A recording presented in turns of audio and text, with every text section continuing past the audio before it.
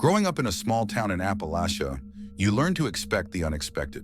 The dense woods surrounding our town were a playground for my friends and me when we were kids. But as we got older, the mystery of those woods took on a different flavor.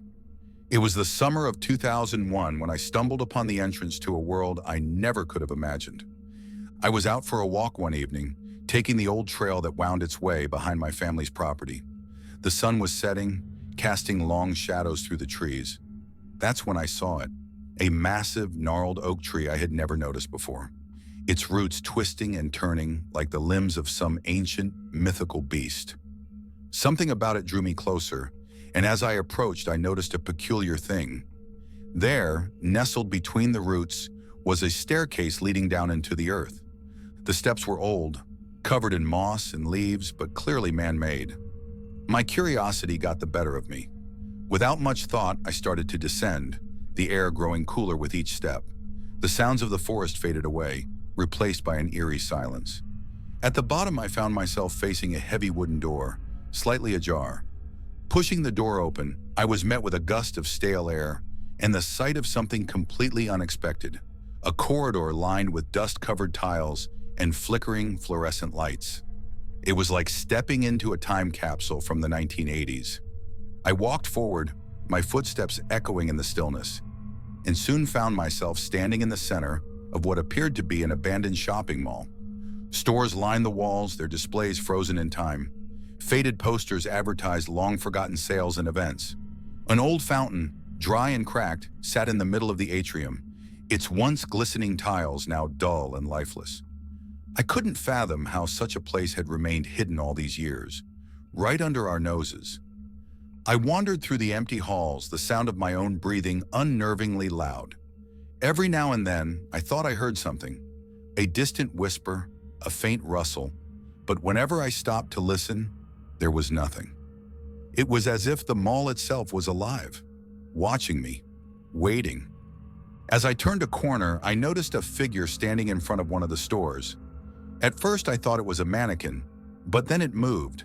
The figure was dressed in tattered clothes, their face hidden in shadow. They seemed to be staring at something in the window display. "Hello?" I called out, my voice shaky. The figure turned slowly, revealing a gaunt, pale face with hollow eyes that seemed to pierce right through me. "You shouldn't be here," the stranger said, their voice a raspy whisper. "It's not safe." I swallowed hard, my heart pounding. "What is this place? How did you get here?" The stranger's eyes darted around nervously. "This place is a trap. It lures people in, and once you're here, it doesn't let you go." Before I could ask anything else, the stranger turned and disappeared into the shadows, leaving me alone once more. I felt a chill run down my spine, but my curiosity was stronger than my fear. I had to find out more. I continued exploring, my mind racing with questions. How could a place like this exist without anyone knowing about it? Why had that stranger warned me? And more importantly, how was I supposed to get out? As I walked, I noticed that the stores seemed to change.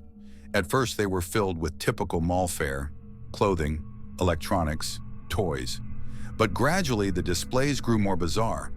One store was filled with taxidermied animals, their glassy eyes staring lifelessly. Another had shelves lined with jars of strange, preserved specimens. The further I went, the more surreal it became. Eventually, I came to a staircase leading down to another level. The air grew colder as I descended, and the flickering lights above cast eerie shadows on the walls. At the bottom, I found a door marked "Employees Only." With no other options, I pushed it open and stepped inside. The room beyond was a stark contrast to the rest of the mall. It was clean and brightly lit, with walls lined with filing cabinets and shelves filled with old records and documents. In the center of the room was a large table, covered in maps and blueprints. I rifled through the papers, trying to make sense of it all. One document caught my eye, a newspaper clipping from the early 1980s. The headline read, "Mysterious Disappearances Linked to Abandoned Mall." As I read the article, my blood ran cold. It detailed a series of unexplained disappearances in the area, all linked to the construction of the mall. Workers had vanished without a trace, and the project was eventually abandoned. The mall was sealed off, but locals reported seeing strange lights and hearing eerie sounds coming from the site. I realized with a sinking feeling that I was not the first to stumble upon this place, and if the article was to be believed, I might not be able to leave. Panic set in as I frantically searched for a way out. I had to find that stranger again, hoping they might know an escape route. Retracing my steps, I called out, my voice echoing through the empty halls, but there was no response. Desperation took hold as I turned corner after corner, my surroundings growing more twisted and distorted. The stores were now filled with grotesque displays, the walls adorned with disturbing, abstract murals. It was as if the mall itself was warping reality around me. Finally, I stumbled upon a store that seemed familiar. The clothing racks and mannequins were covered in dust, but it was otherwise intact. In the back, I found a door marked storage. With no other options, I pushed it open and stepped inside. To my shock, I found the stranger waiting for me. "I told you it wasn't safe," they said, their voice filled with a mix of anger and pity. "I need to get out of here," I pleaded. "Please help me." The stranger sighed and nodded. "There is a way, but it's dangerous. The mall has a heart, a core that keeps it alive. You have to destroy it."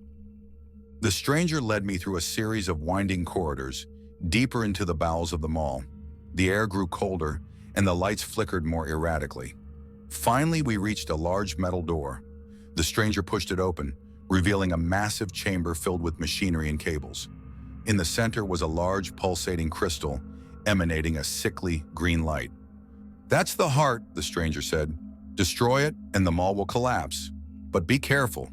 It won't go down without a fight." With no other choice, I grabbed a nearby pipe and approached the crystal. As I raised the pipe to strike, the ground shook violently.